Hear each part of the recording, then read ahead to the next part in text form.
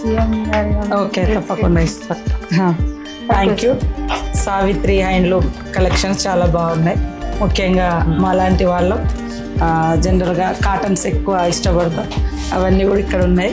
చాలా సంతోషం. ఈరోజు అన్నీ మేము కాటన్ కలెక్షన్స్ చేయడం జరిగింది. నచ్చినట్టు ఉంది. మంచిగా ఎదగాలని మనస్ఫూర్తిగా. థ్యాంక్ యూ అమ్మా. Thank you so much.